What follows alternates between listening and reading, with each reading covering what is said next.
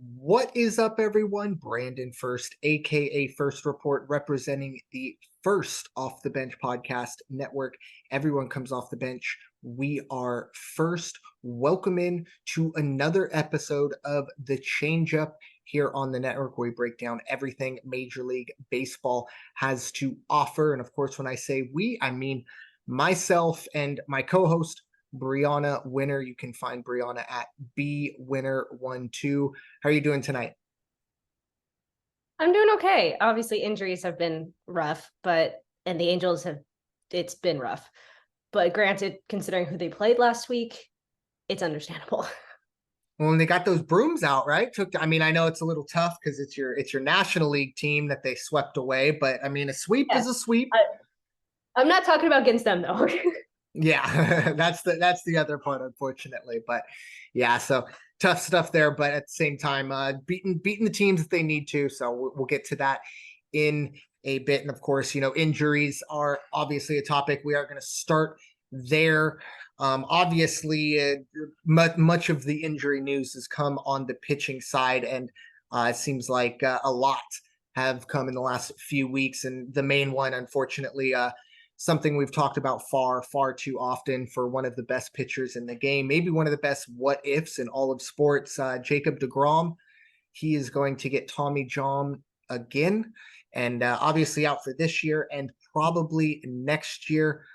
Very unfortunate there, obviously, for DeGrom. Other news as well, equally tragic. Stephen Strasburg, he has been shut down for quite some time. Unfortunately, his rehab now has been shut down. There have now been major questions about whether or not he'll ever be able to pitch again, unfortunately. And then, not injury news, but definitely some notable news. Last year's AL Cy Young runner-up Alek Manoah has been sent all the way down to A-ball, the Florida Complex League. And a lot of this is from what I've been hearing is obviously it's not ideal for Alek, but going down to A-ball might sound dramatic, but it's just their spot where they have the best equipment. And they just kind of want to get him into a little bit better shape there. And then our old friend Trevor Bauer, quick little update as I have his numbers right here. He did get his second win. This is on the 3rd of June. But his ERA, unfortunately, still in the high fives for a guy that, when we talked about him going to Japan, we expected him to dominate. He actually got sent down to their minor leagues down there and still kind of struggled. But unfortunate news there for Trevor Bauer. This definitely isn't something that's going to make major league teams jump over themselves to get him signed up. But Bryana, what are your thoughts on those injuries and notable news on some of these pitchers? Well, I'm going to start with Bauer because I'm going to add another injury into that list. Okay. So I mean, considering how long he's been like not able to play, has been down, it's kind of understandable that he's struggling in the start. I'm hoping that maybe the Japanese minor league will help him out just because it has been a really long time since he played before being signed in Japan. So maybe it's just something that he needs to just get going again. So who knows? In regards to Alek Manoah, I mean, if they need to fix mechanics, that's probably the best place they can do it. And considering how much he's struggling, he probably does need to go back to the basics again. Now going to injuries. DeGrom is the Yankee of injuries. Oh, yeah. He's constantly injured. He just can't catch a break. Now, is he going to be able to pitch again after this? Is he going to be willing to go through this again? Who knows? The same thing with Strasburg. Is he going to be able to? Is he willing to go through it again? If his rehab got shut down now, what's to say like they'll start up rehab again later in the year, but he'll get shut down again? We don't know. And now adding Pete Alonso. It's not pitching. Oh, yes. Pete Alonso got hit in the wrist with a 96-mile-an-hour fastball. And he's now down 3 to 4 weeks, and there are reports that he might be out longer. I mean, when you get hit with a foul ball in the wrist, you worry it's broken. Yeah. but I know that his x-ray said negative, so maybe they're just taking extra precaution. Well, Pete Alonso's a big guy, and I think we see it a lot with the Yankees. The big bodies, a lot more muscles in motion, and I think it takes. I don't want to say fragile or anything like that, but it takes a little bit less for them to click something. Bigger muscles, bigger opportunities, maybe to pull something. It's the it was, I think it was a Charlie Morton fastball, and it was two seamer, and it just ran in on him.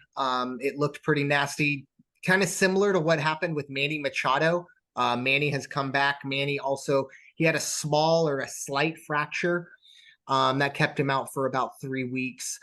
We'll see from Pete. Obviously, for the Mets, this is probably one of the worst 3-game series they've ever had. It was the first Mets team ever to lose 3 straight games while leading in all 3 of those. And then obviously last night, that walk-off, or 2 nights ago, whenever that was, devastating for the Mets. And then to get this news, not ideal.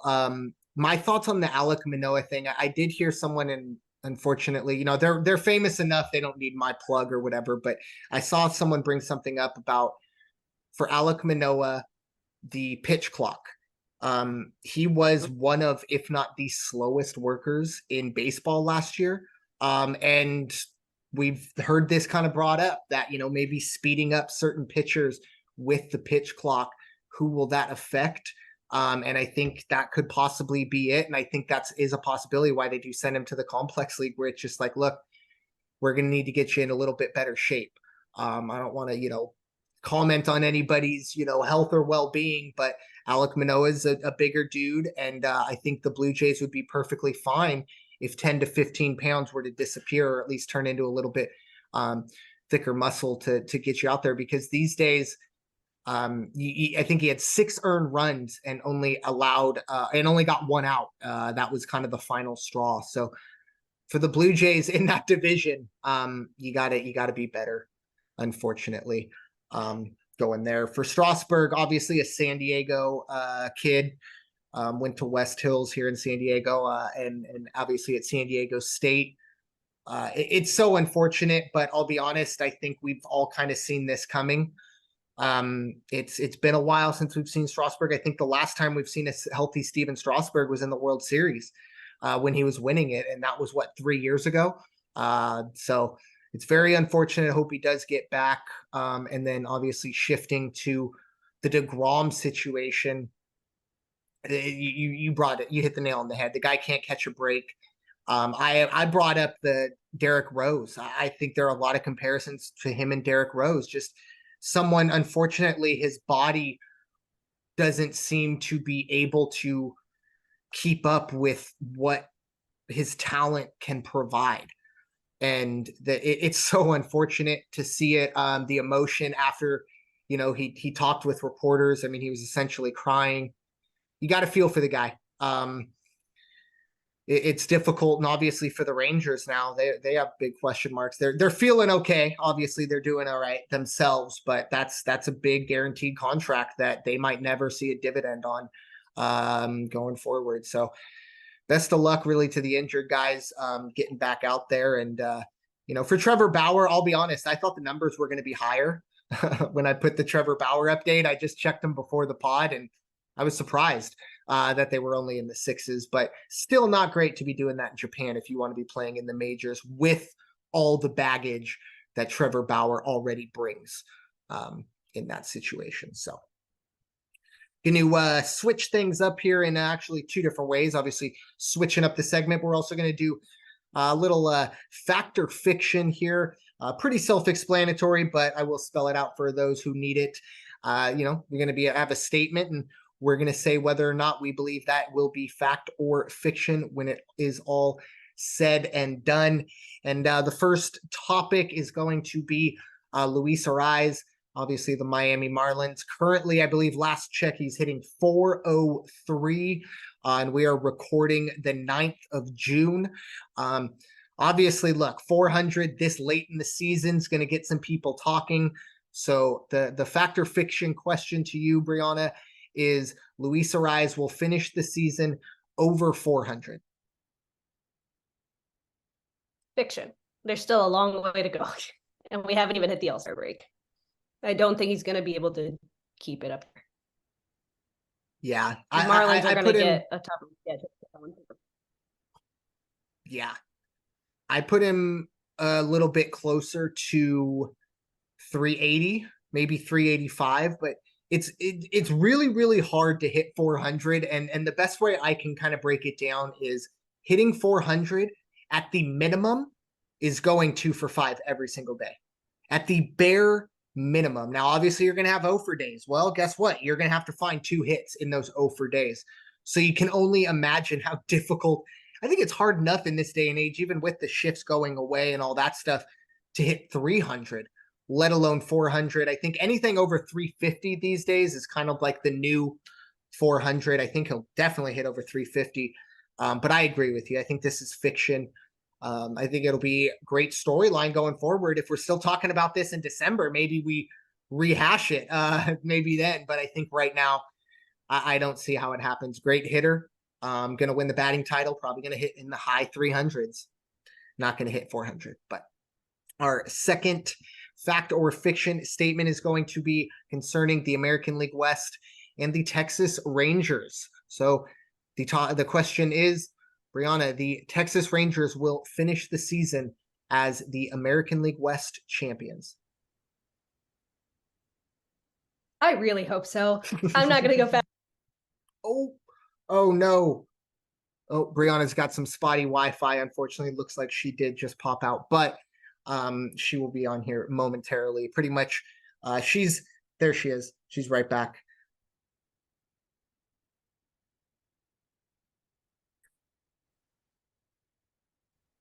I definitely know she hopes that this is a factual statement. Can you hear me? There you go. Yeah, you're here. Yep. Okay, your screen is black again. I hope so, as long as it's not the Astros. Amen. Yeah. Ideally, ideally it's the Angels. I don't, that might be a bit of a stretch. But unfortunately, I do think this is fiction only because, yeah, I do think that dragon is coming. And who knows, maybe the Mariners get really hot and they end up going on a run and winning the American League West. But we shall see there.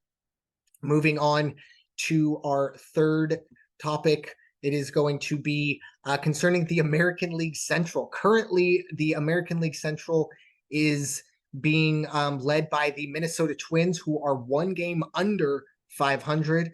So, Bryana, the question is, at the end of the season, the American League Central winner will be below 500. Absolutely, without a doubt, a fact. That division sucks. 100%. Yeah, it's I agree. I think unless something changes meteorically, which is crazy too, because I think there's so much easy pickings in this division that someone can at least win 6 out of 9 against the Royals. And hey, that immediately might get them closer to over 500. But I go back to the Padres season. I want to say it was like 2007 or 2008. They went 80 and 82 and they won the West. This was obviously well before the Dodger dynasty, but yeah, I think if it does happen, it makes a bigger case to get rid of divisions, because some team is going to be left out and they're not going to be happy. And you can't really blame them too much just because their team is literally on either the East or West Coast. They don't have the good fortune of being in the middle of the country and being in that division. So it'll be interesting to see going forward. But Bryana, now it is time to step into the winner's circle. Talking about, I apologize. I jumped a step of the too many W's on my lineup sheet here. We actually, before we dive into saw my face and was like, what? Yeah, no, I did, because then I was like, wait, why is she so confused? Oh yeah, because I completely skipped a topic. But like I said, too many W's on my sheet. We're going to be talking about the women's college World Series, which we were going to give an update on, but Oklahoma already wrapped that up, got it in a nice tidy bow, and finished their three-peat off in absolutely historic fashion. Bryana, what are your thoughts? This is definitely right up your alley. Oklahoma 61-1 to win their third straight national championship. I was really hoping it wouldn't be them. So they won the title in 2 games against Florida State. Obviously, I was kind of rooting for Florida State because I wanted to see someone other than Oklahoma win.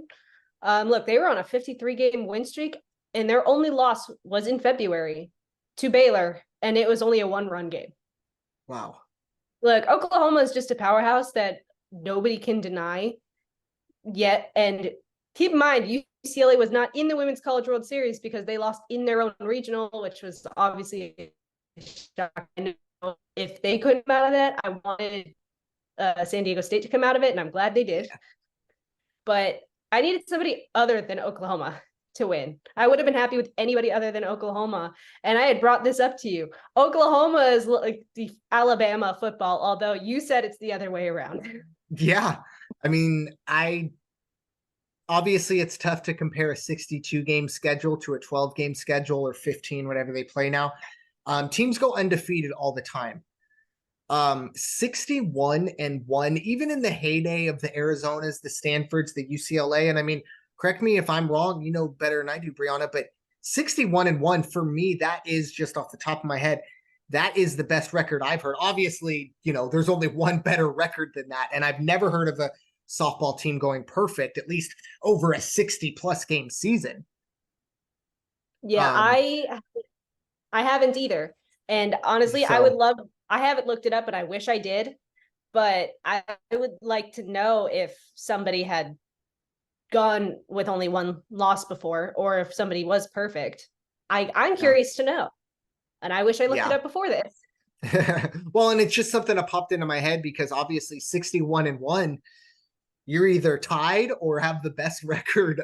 You know, if no one's been perfect, you're either tied or the best. And baseball and softball is such a sport that obviously talent usually will win out, but sometimes, you know, look, the A's have won what, 12 games? They're not, they haven't been better than that 14. team those 12 times, talent-wise. But 13, thank you. It's moving slowly, but I guess the needle is moving. But yeah, for Oklahoma, this is the dynasty. And three-peat in itself is incredible enough, but to do it going 61-1, winning your final 54 games, a pretty dominant performance from the Sooners. And also, hey, getting it done in your home state for the 3rd year in a row. That's always, of course, held in Oklahoma City. So good for the Sooners. Unfortunately, I know Bryana, and you know, I want everyone to, you know, the best team to win, but I'd like a different team to win as well. But if I'm not involved in the race. I honestly, and here's the thing, people are like, and you still think Oklahoma doesn't, like, the fact that it's in Oklahoma, the fact that Oklahoma's not the best team in, like, is the best team in the country. Umpires are just assuming that they're going to win, so they're not doing the correct calls. It's always one-sided, and people are like, are you sure it's not always one-sided? Like, there would be a pitch, like there was a Stanford pitcher that pitched a strike, they called it a ball. Other way around, they called it a strike. Although I would have loved to have seen it be in Oklahoma State versus Oklahoma and see what would have happened. Would have been very, very interesting there to see how that would go down. But all right, now it is time to step into the winner's circle. I did security too. You know, I saw your face and security looked at me and was like, you're passing over that rope way too early, sir. But yes, now it is time to step into the winner's circle, figure out what's going on with those Halos up in Anaheim. But Bryana, the floor is yours. To be fair, if you didn't notice the look, I probably would have put it in mine anyway. If you didn't for sure notice it, I probably would have just started with it. Yep. So the first thing, obviously, it's not Angels per se, it's MLB. Albert Pujols has been named special assistant to the MLB commissioner. I didn't know if we were going to put that anywhere else, so I put it there. So thoughts? I forgot about it, I'll be honest. That's fine. That's why I brought it up first. Figured you want to say something about it. I just wonder, I hate to be pessimistic about these things, but I sometimes feel like these special assistants to the commissioner, or I feel like sometimes maybe they're ceremonial titles, and I could be completely wrong. And I'm sure Albert Pujols has all kinds of ideas. I I don't know. I want, I guess, Rob Manfred to be surrounded by players like Albert Pujols who have been there, so that's definitely a positive. I don't I don't foresee anything changing on a whole scale level because of this move, I guess.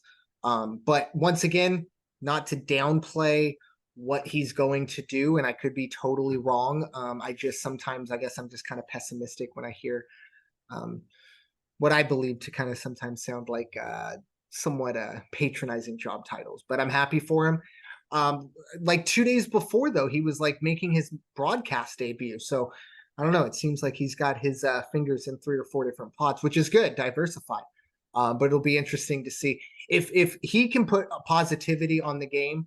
I'm all for it. I'm just not going to hold my breath because I don't know how much power he's going to be given. But congratulations to him, and I'm glad he's sticking around the game of baseball. I think that's the main thing. I think it's just right now a matter of where he would fit best, whether it's in the booth or have some type of job with MLB. He's not, we knew when he retired that he wasn't going to leave entirely, whether it was him being a coach or broadcast or something regarding MLB. Like we knew that he wasn't leaving. So I think right now it's just a matter of he's trying to figure out where the best place for him would be. Agreed. And now continuing. Since the last podcast, and I'm going to be very mad at one point in a couple minutes, and it's something that I had texted you as soon as I saw it. And I'm like, of course it happened, because we talked about that person literally in the last podcast.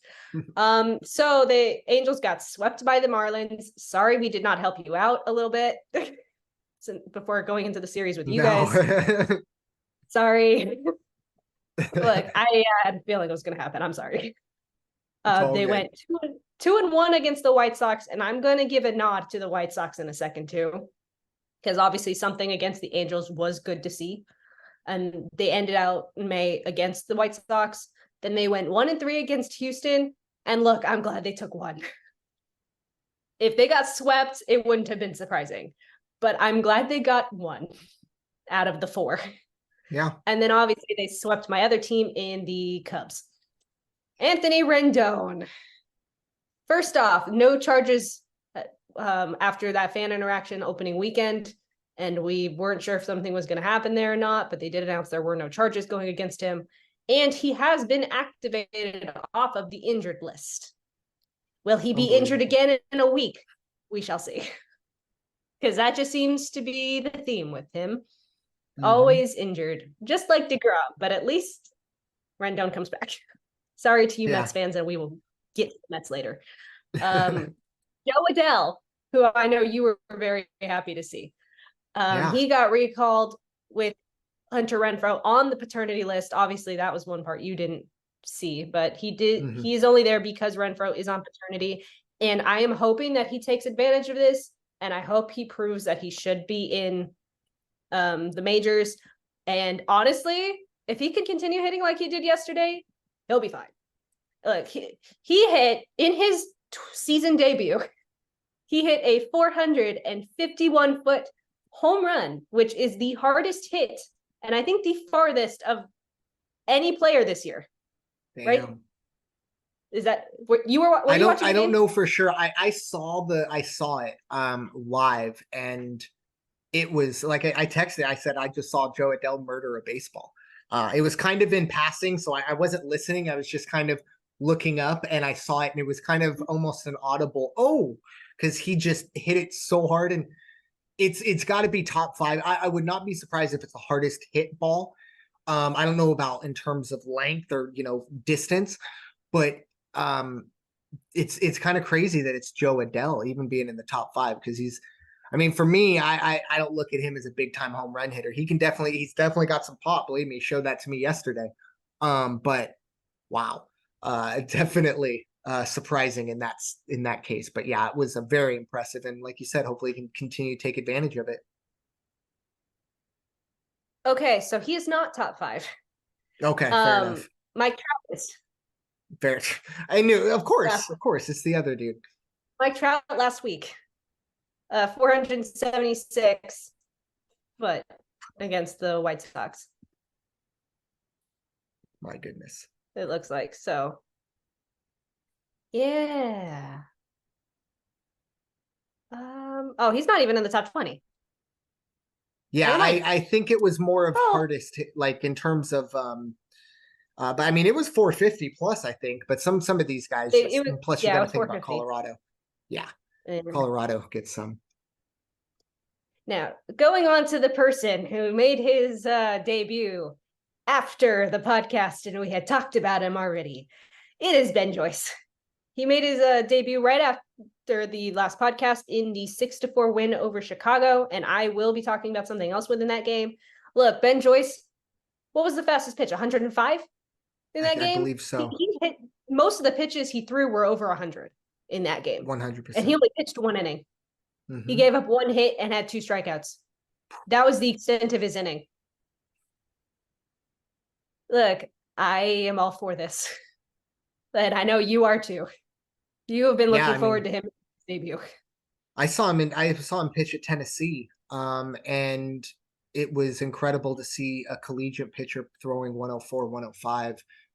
And now he's already in the majors, which isn't a huge surprise, but you know, the control and sometimes getting through it. I saw him, was it Altuve he struck out? I mean, he just made it look so easy. And I'm all for it. Like he said, this is something that the Angels need. If we want to see Shohei Ohtani and Mike Trout in the playoffs, the pitchers need to pitch. And Matt Joyce looks like one of those guys. Ben, Sorry, Ben Joyce, because excuse remember me. he replaced Moore because Moore is on the injured list. Yeah, no. Yeah, That's Matt probably Joyce. Yeah, there Ben. was a former major league player. No, I know Matt Joyce was the former Okay. major league player. It's my fault. I'm Okay. getting him mixed up, but he's got to get to that point. Right now, he's not that known. Anyways, continue. Sorry.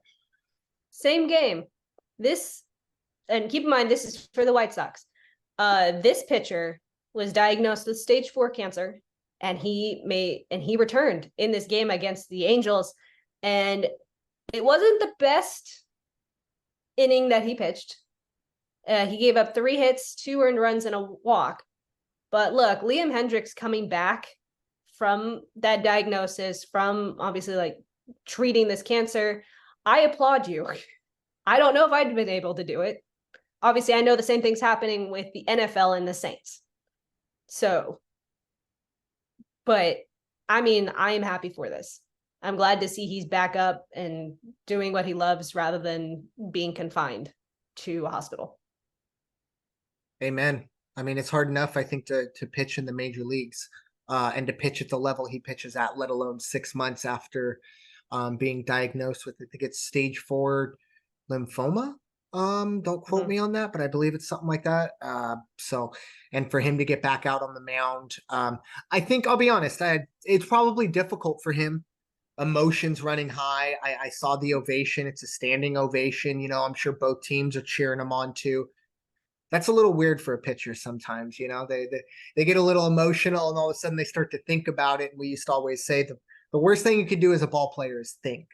And I think maybe that's what happened. But he got himself, I think, rolled back. I think he got his first win on National Cancer Survivor Day, either first win or save on National Cancer Survivor Day. So poetic justice.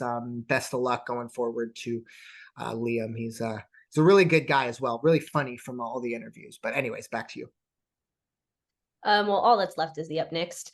So today through Sunday, they've got Seattle, and this is where they can make up some ground against Houston. They need to beat Seattle to make up some ground. Look, Monday through Thursday, unfortunately, they're at Texas, and that's going to be a struggle series. So they need to do whatever they can against Seattle now. After Texas, they've got the Royals Friday through Sunday, and then unfortunately, it's a 2-game home freeway series. Oof. Yeah. I'm not looking forward to that series. Hopefully there's a lot of red there. I hope there's a lot of red Oh, in I that hope so. stadium. There better be a lot of red there. It's a home game. Yeah, well, yeah, but I tell you, Padres I play know, plenty of I home know, games here. There's a lot of blue in the stands, and that's I 50 know. or 50 miles up the road. Anaheim's like 20, but yeah. No, I think I really do hope that there's a lot of red, and I think there will be a good amount of red. Hopefully, more than we see in the Padre games. But is that all you got? That is all I got. It is now your turn. I'm going to mute up and let you vent. Yeah. Look, I don't really have a whole lot of actual like notes, things like that, because I'll be honest, it's difficult right now if you're a Padres fan. Um, there have been points as a Padre fan where 29 and 33, that's maybe overachieving for a young team or a team that doesn't spend money, things like that. Unfortunately, that is not the reality of this San Diego Padres team. On paper, without a doubt, one of the five most talented teams on paper. And then we get to the field and we get a 29 and 33 start to the season. I've always said you're not allowed to panic. You're not allowed to get too high or too low until at least June 1st. Well, it is the 9th of June, and I'm panicking a little bit. I'm not going to lie. A lot of that is because not only are the Padres in 29 and 33, but they're in fourth place right now. So not only do you have to make up the 8 games they are behind the Diamondbacks, but you have to jump 3 teams essentially. It's a lot different being 8 games back in second place rather than being 8 games back in fourth place. It's a lot of shrapnel that's going to come your way when you're at the bottom of that pyramid. The good news for the Padres, at least schedule wise, we are going to see the Padres get a 3-game series against the Rockies, a team that is struggling mightily. I believe we'll be playing taps for them later in the honorary retirement for the Downs, but more on that later. They will be facing the Colorado Rockies in Coors, and essentially, this is for the Padres to try and pick up 3 games. They need to sweep the Rockies in Coors. That's a big task. I wouldn't be surprised if the Padres go out and lay another egg. And a perfect microcosm for what's going on with the Padres is late last week, it was announced pretty much midway through a Padre game that it was May 31st that the game on Bally Sports was going to be the last game the Padre or that Bally Sports ever put on for the Padres. Unfortunately, Major League Baseball has since taken over the broadcasting of the San Diego Padres, as it looks like Major League Baseball is getting in the business where they're just going to kind of pick up all these teams when their regional sports network deals break down. And we'll probably see a streaming service for now, but at least for the people of San Diego, if you have cable, basic cable, or not basic cable, but if you have cable and you were able to see the Padres, there is a special channel that you can still watch the Padres and still get our, normal announcers. But overall, I just think it's a perfect little microcosm for how the Padres season has gone. And it's not been great. Juan Soto is hitting the cover off the ball. That is a positive. The pitching has been better. Unfortunately, at times when it's needed to be really good, it hasn't been. Josh Hader had a tough blown save a few nights ago in a really tough one. But looking ahead for the Padres, they have, of course, the 3-game set with the Rockies this weekend at Coors, and they have three games with Cleveland next week at home, Tuesday through Thursday, and then the Tampa Bay Rays come to town next weekend. And I'll tell you what, I don't have to tell you, if you're a baseball fan, you know all about the Tampa Bay Rays and what they're doing. So for the Padres, you have 3 games against the Guardians and 3 games against the Rockies that I feel like, once again, you have to come out of that 5-1. The Padres cannot continue to tread water and be 500 and sit in 4th place. It's really unfortunate right now. I don't really know what the answer is other than the guys need to hit. Other than Juan Soto, someone needs to hit with runners in scoring position. It's not breaking news. I'm not the smartest person in the room telling you that.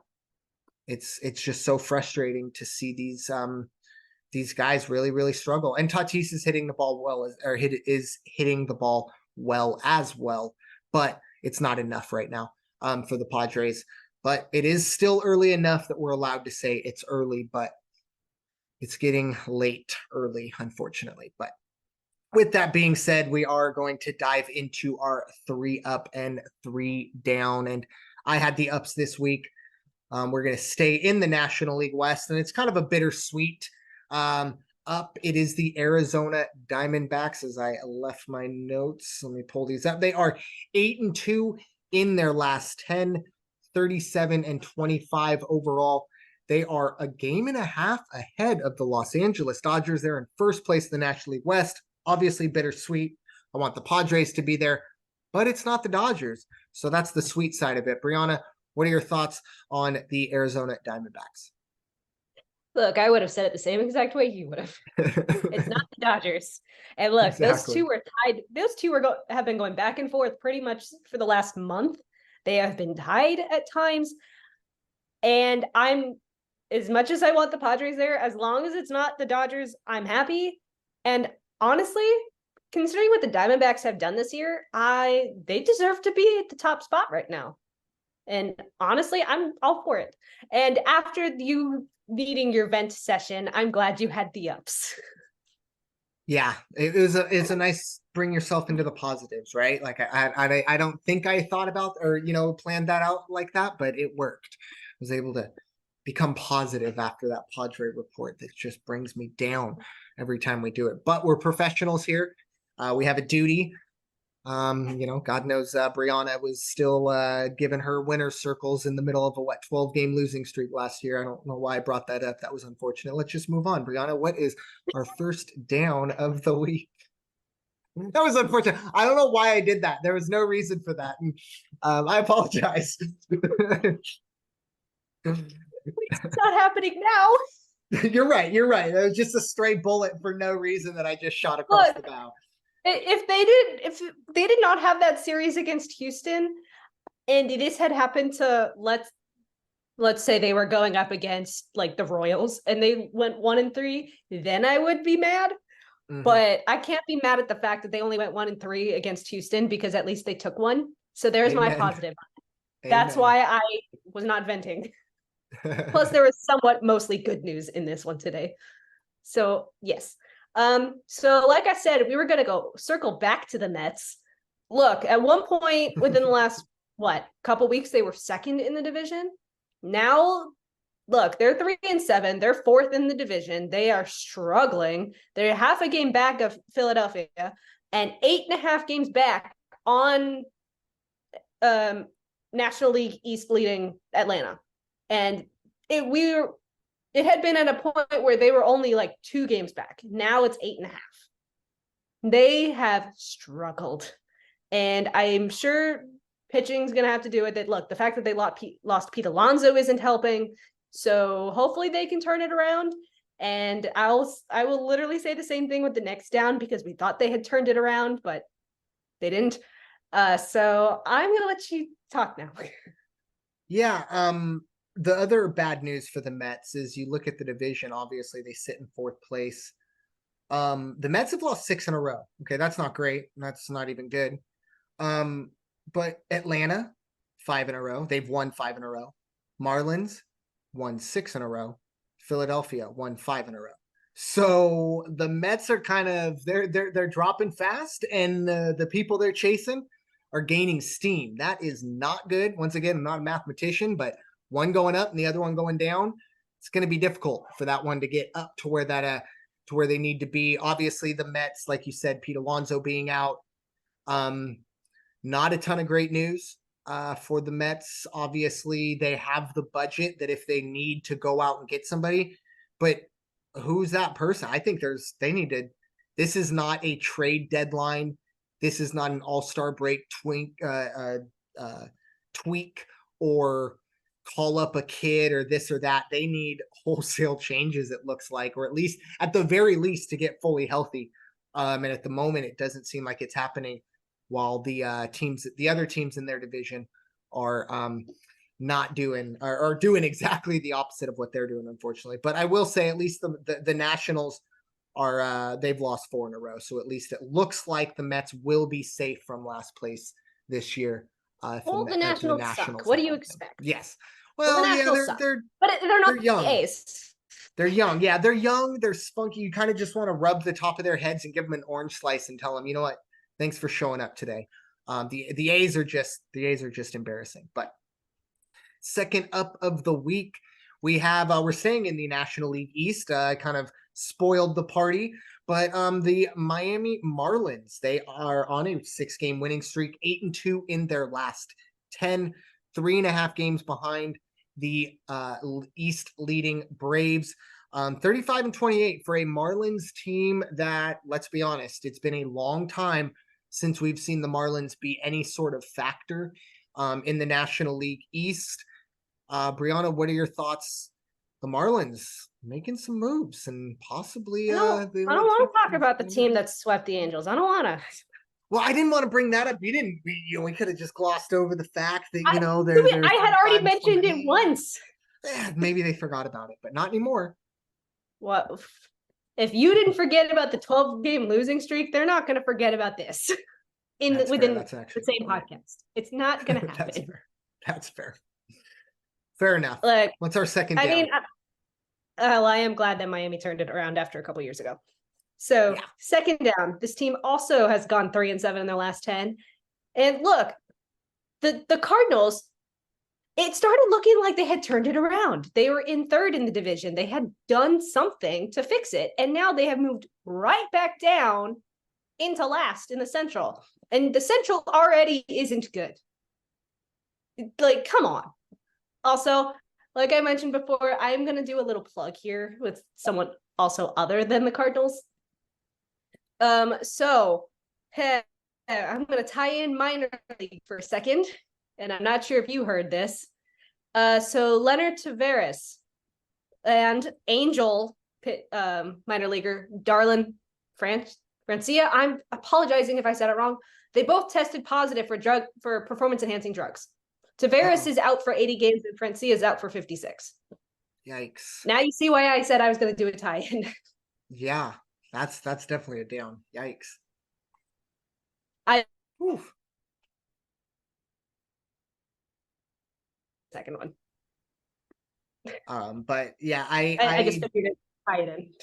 No, that's perfect. I think actually my internet's the one kind of struggling right now, but no, it's unfortunate, but I do think we see the performance enhancing drugs at the minor league level be a little more prevalent because there are guys that are trying to, get that extra edge to get to the show. Obviously, you don't want to, assume anything, but it does seem like that's what I would, put my money on what was going on. Very unfortunate, but for the Cardinals side of things, 11 games under 500, 8 games back in a division that was, I mean, Milwaukee's okay. The Pirates are overachieving, but certainly not anything that would, lead me to believe that would keep the Cardinals out of anything. I mean, they're in last place all by themselves in the National League Central. It's incredible. I have no words for how underachieving this team is. And like you said, we thought maybe they were coming back. And in that division, there's such low-hanging fruit that they could, take someone down or get back up there, at least very least kind of maybe fight for a wild card spot. And it's not like with the Mets, who are in a already really hard division and just can't find their footing again. Like the Cardinals should be doing well in this division, but they're not.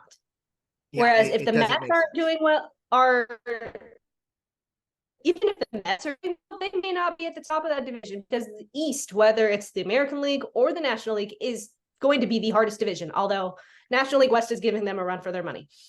But I mean, you understand what I'm saying. Yeah, I don't totally agree. It doesn't make sense. It really, but that's baseball, right? Sometimes, like even with the Padres, I don't want to bring it back to us, but like, if you would have told me we'd be 4 games under 500, a part of me would have believed you because I'm a pessimist and I've been a Padre fan long enough. But it's just it doesn't make sense that the Cardinals are 11 games under 500 in that division, in last place. Blows my mind. But our third and final up of the week. Look, I really didn't want to put them in. I wanted to do Toronto. So I will shout out Toronto moving up a little bit in the East, but it is the Tampa Bay Rays. This is a team that really hasn't slowed down since their early season surge. They started 13 or 14-0. They are 46-19. They have won 6 in a row. They continue to plug along, 7-3 in their last 10, a 6.5 game lead on a Baltimore Oriole team that is 14 games above 500. They still have a 6.5 game lead on Baltimore. It blows my mind.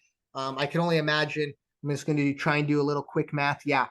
If the Tampa Bay Rays were in the American League Central, they would be 14 games up right now. Just a little asterisk there. Quick math. Don't do the actual math on that, but it's around there. Bryana, what are your thoughts on the Tampa Bay Rays 46-19? What is there not to say about the Rays? And honestly, look, they are currently beating on Texas very badly. Oh, they are. So it's 8-1 in the bottom of the 6th, and they've got runners on first and second with no outs. That's another team, Texas. Texas is the second best team in the American League, record-wise at least. I mean, can have other debates, but wow, incredible. 8-1. Look, Tampa's having a year. The question is, can they hold on? Mm-hmm. And if it makes you feel any better, and by the way, the Red Sox are currently beating the Yankees also in the 6th inning. Perfect. That's always fun to throw some Yankee hate in. I don't think we got any Yankee hate into this podcast, so that's always a plus. Well, and then going back to the Diamondbacks for a second, and it's actually going to tie into my final down. The Diamondbacks are currently beating Detroit 9-2, which brings me to our final down. It is Detroit. They are 2-8 in the last 10. It looks like they're going to lose another one. And they looked like they were doing so well. Just like with St. Louis, they had made progress. Detroit was second in the American League Central for a while, and now they've moved down to 4th. They're 3.5 games back of Minnesota, and they were only half a game back at one point. I don't know what is happening in Detroit, but they need to get their act together, because I kind of enjoyed seeing them that high up for once. Yeah. Even but they're with still their in struggles, Kansas City. Yeah, well, obviously, I'm looking at the standings right now, and I'm still. I can't. I mean, I feel like the Kansas City Royals have to be sending gift baskets to the Oakland A's, because if the Oakland A's were just a little bit better, the Kansas City Royals would be the story of the season. We all expected the A's to be maybe not this bad, but bad.